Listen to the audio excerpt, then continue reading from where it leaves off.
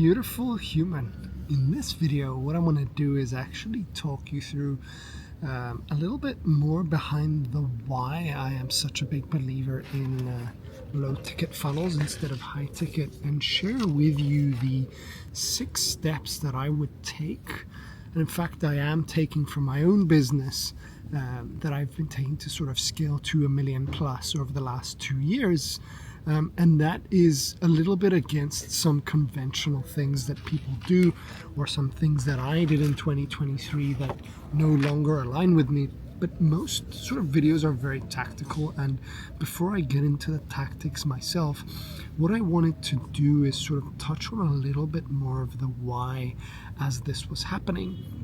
So in here I will dive in to show you the reason why I made the changes that I made, and then back it up with a little bit of logic. So I've quite enjoyed getting out in the wild here in these little parks and drawing doodles, bringing them with me. So we're continuing on from that theme. So when it came to traditional funnels, like my primary platform is LinkedIn, where I've got an audience of like 50,000 people there.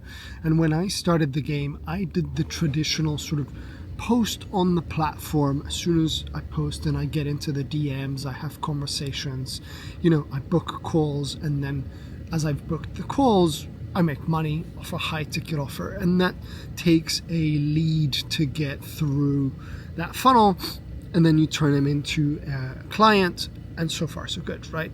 And then at scale, you can put on some AC/DC music if you're a rock fan and bash it out and keep doing it.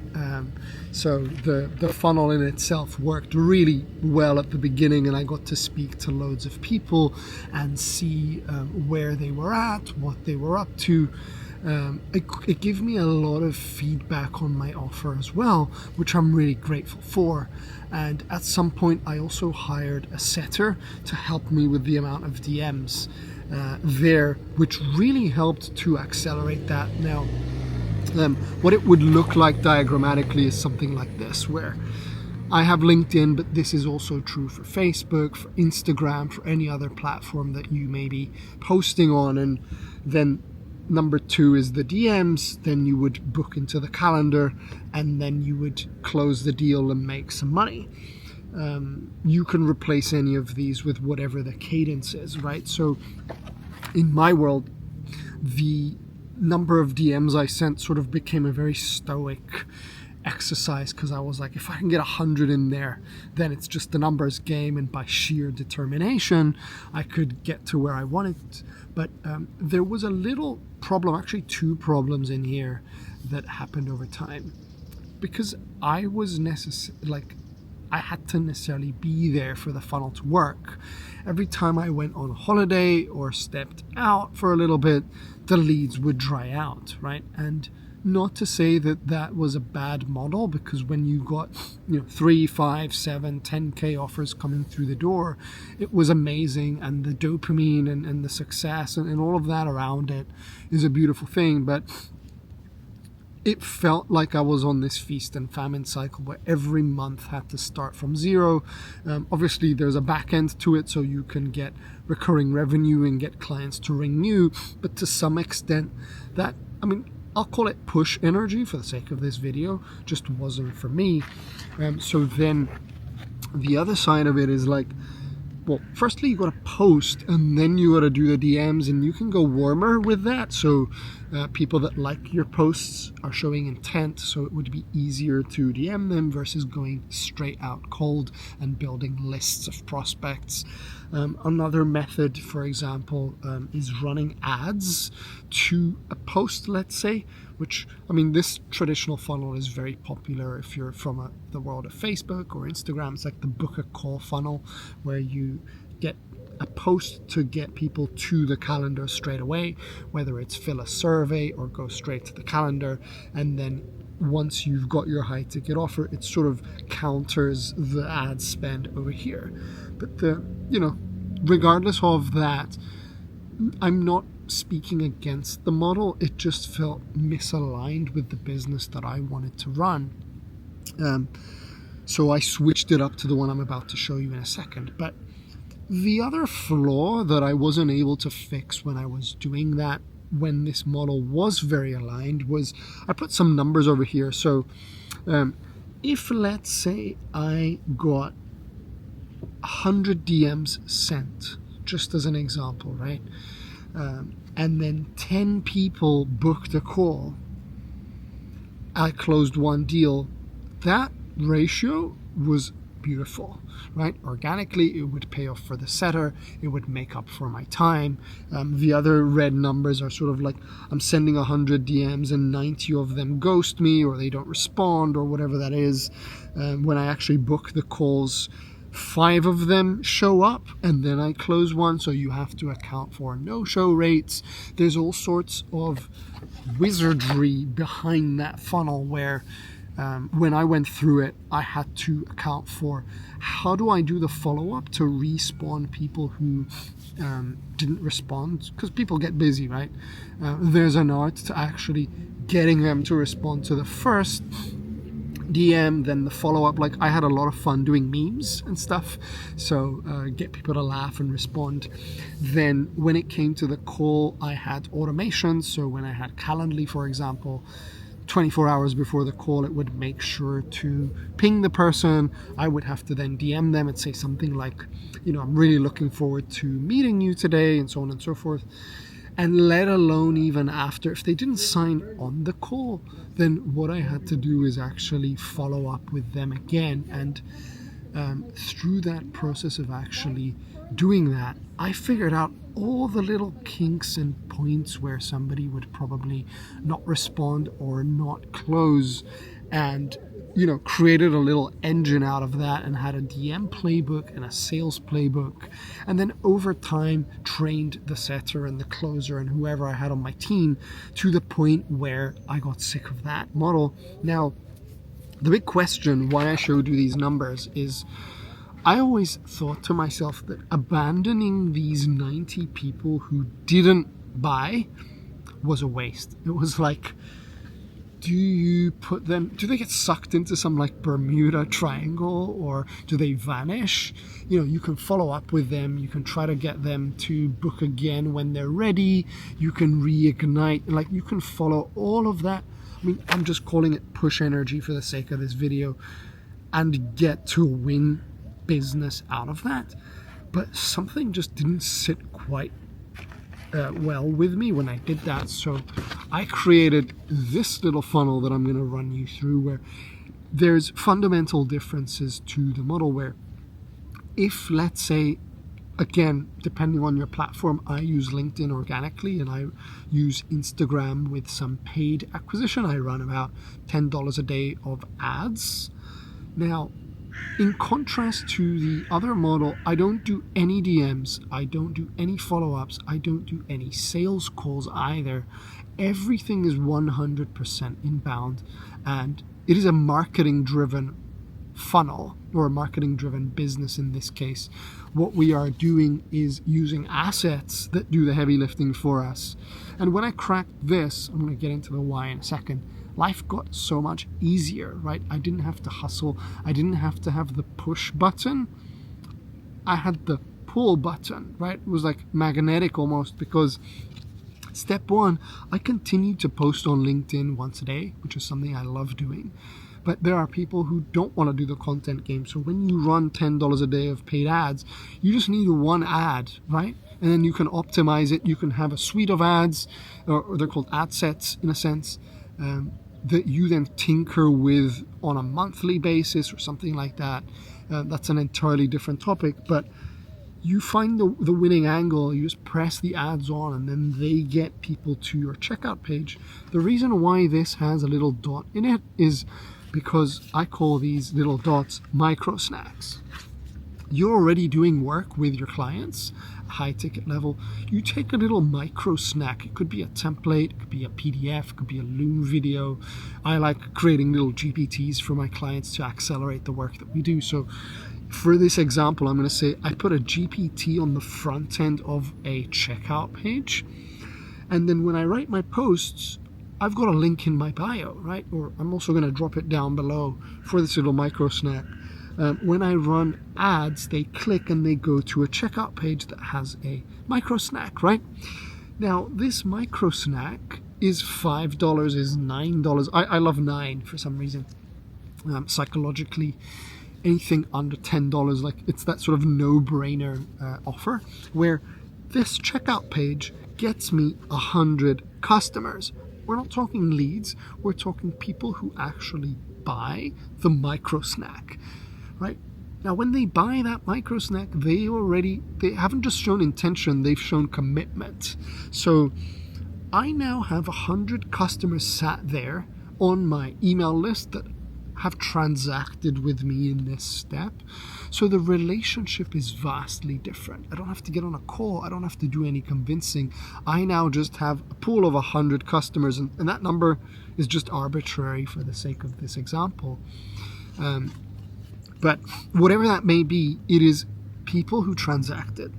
And in step 3 here, a lot of people just like send you an invoice and then leave you there.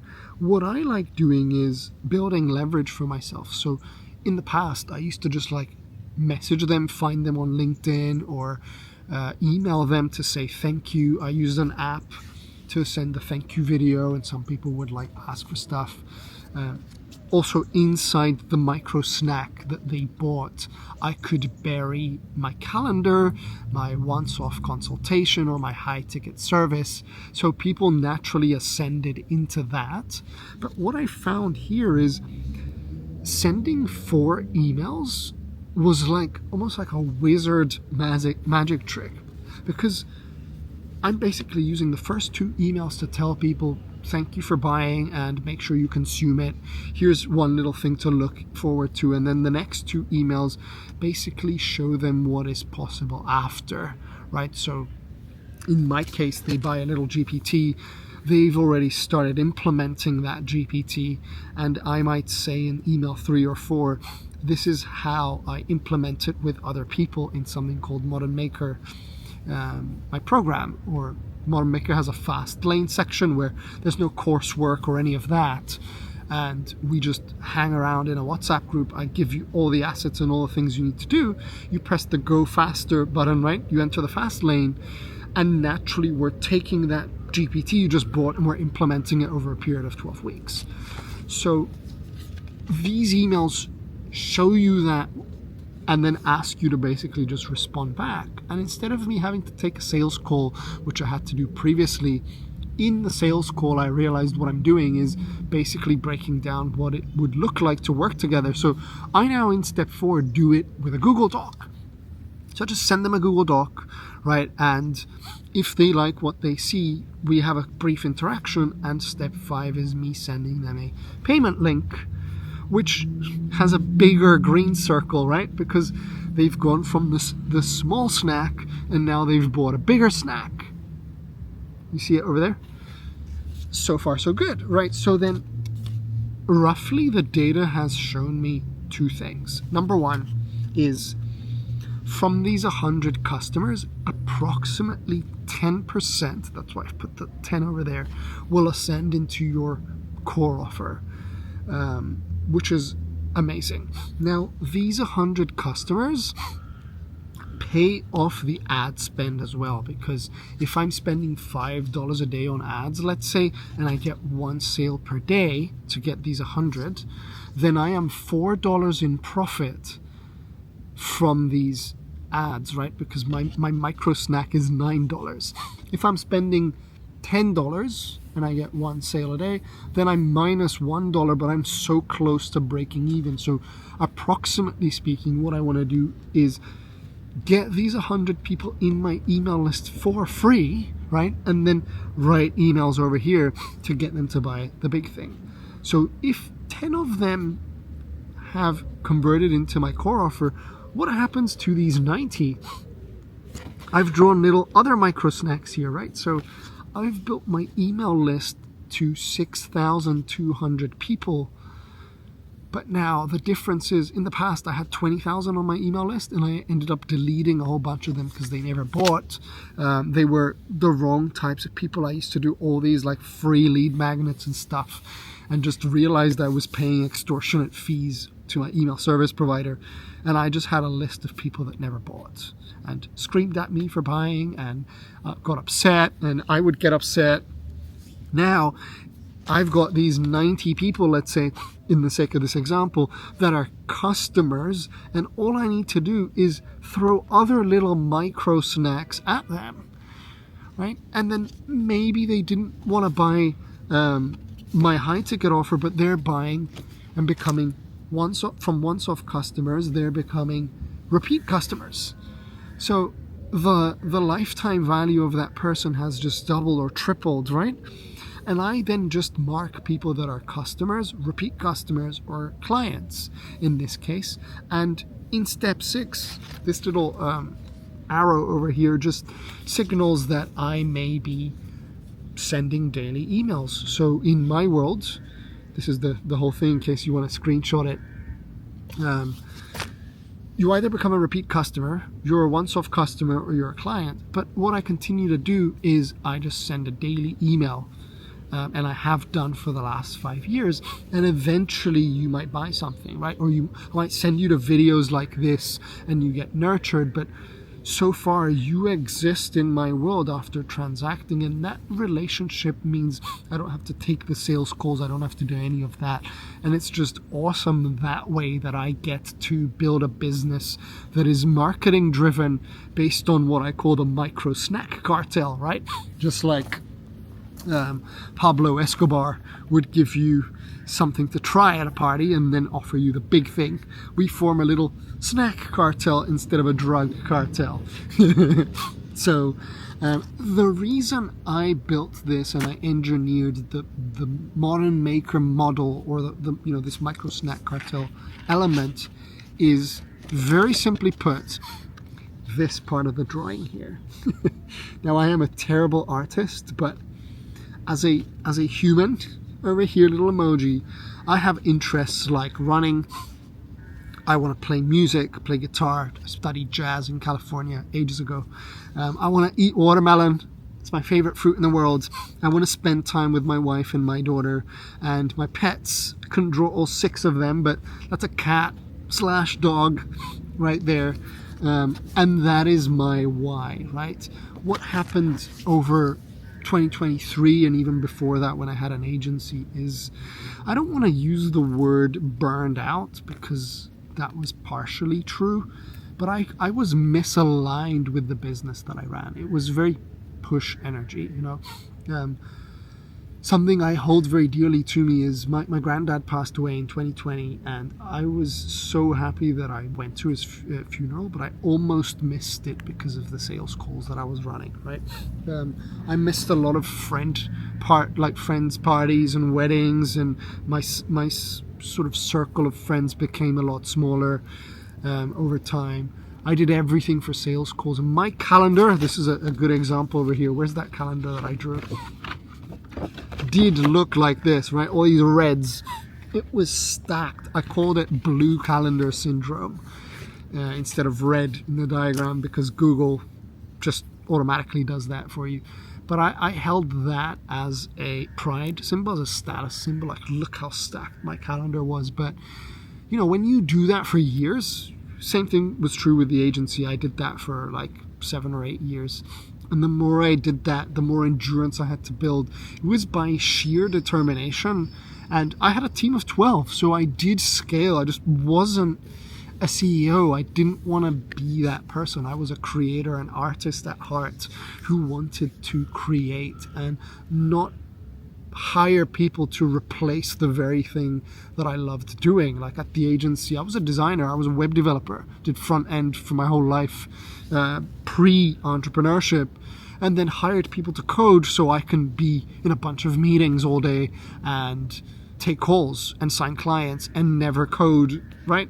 So it was so disheartening for me to do that I remember telling myself, like, you're about to have a daughter, or we were thinking of starting a family. Do you want to be this person who runs this type of business? And the answer was no. So I had to really take some time off and think, what was the business that would allow me to work 3 days a week, be a present dad on Wednesdays and Fridays? Like, the Friday just gone, I literally did this part of the equation the whole day. My wife, she runs a 7-figure construction company, very push energy, let's say. Topic for another day, but she impromptu had to go and take some meetings, and I was like, you know what, I'm taking Friday off to be dad. And little Miss N, my daughter, absolutely loved it. We went to the park, took her for a walk in the push pram with the doggies, and that's all we did. And the engine just kept rolling, and I had lots of micro snacks and one bigger snack come through, because I'm running $10 a day on ads, or because my organic reach on LinkedIn did its thing and people just opt in. So that's a little bit behind the philosophy of what I wanted to do. And, I'm very grateful in the sense that I get to shoot these videos in the park. I don't care about like fancy editing or whatnot. And I build my business literally on a post and an email and an offer a day, where as my daughter's growing up, my motto last year used to be 1 post, 1 email, 1 offer a day. And I'm actually looking to transition that into, can it be 1 offer a day? It doesn't even have to be an email a day, because that could be automated with an email sequence. It doesn't have to be 1 post a day, because I get to run ads to something that is a post that's running and just gets more people. But that offer is made automatically, which means I can step out and free my calendar when I want that to be the case.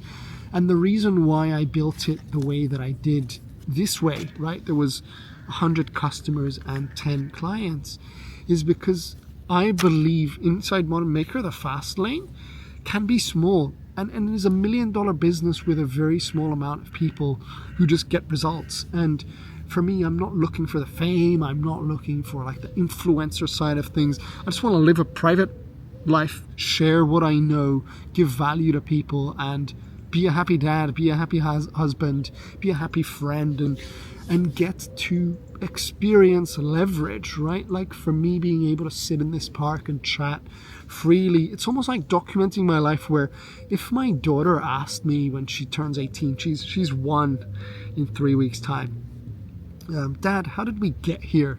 I can point her to this library of YouTube videos, of LinkedIn posts, of emails, and be like, baby, this is how we have what we have because of this little system I call the Modern Maker model, or whatever. Don't know if she would care at the time, but at least I know this is how I want to show up, and it feels like creation. We were created as human beings, and we were made to create, and I have this deeper calling. So this marketing driven business isn't for everyone, and I'll tell you what, I get a lot of DMs from people saying, like, I had one to be acquired for 5 million from somebody I actually know on LinkedIn and have been following, and I said no, and they were shocked. They were like, why? We can scale this to 5 million, and what are you doing? And I'm like, I would take $500,000 a year any day. In fact, I would take $300K a year. I'd take $250 a year, whatever it is, to live the life that I have now that I'm so grateful for, and not have the 5 million, and I'm okay leaving it on the table, because I get to be the dad, the husband, and the creator that I am, that shows up in a marketing driven way, my way, like the Modern Maker way, versus running around and doing all of this scale stuff again.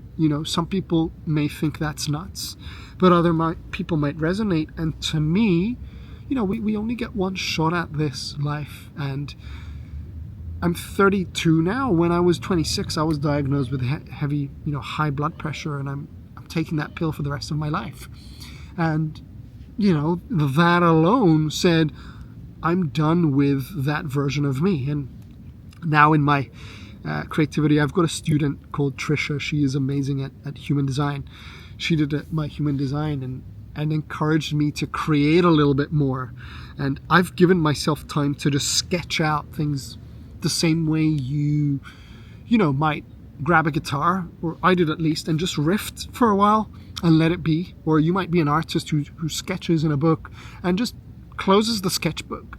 I don't want to write for the sake of having an outcome to convert, right? Which is what I believe I am good at. I just want to write a little story. Or, we started playing Dungeons and Dragons lately with a group of friends, and, you're inventing characters, you're playing as your own character. I called mine Dildo Baggins. And Dildo has his own little story, and we laugh and whatever. All this to say, my writing can also be a sketch, and my student really encouraged me to do that. So I've named these personalities. I've got like the truck driver who's a recovering hustle bro, right, who doesn't have a handbrake and just used to bulldoze through this model. And then there's the hippie who wants to do more of these things. So 2026 for me is all about leading with that hippie at the forefront. And not to say I don't embrace the truck driver who's behind it, but I led as a truck driver for a very, very long time, and I'm enjoying this side. So I know this video was a little bit different, but hopefully you stuck around and you learned something, and it got you to think about the business that you also want to build. And I'm a very, very big believer that you can design digital leverage, and you can design your business around your life and not your life around your business, right? Which is something that I carried for a very long time. So hopefully you enjoyed that and you want to do a little more of this. If you have any questions, you can drop them down below. If you hit subscribe, I would really, really love that, and send you a ton of love, and I will see you in the next video.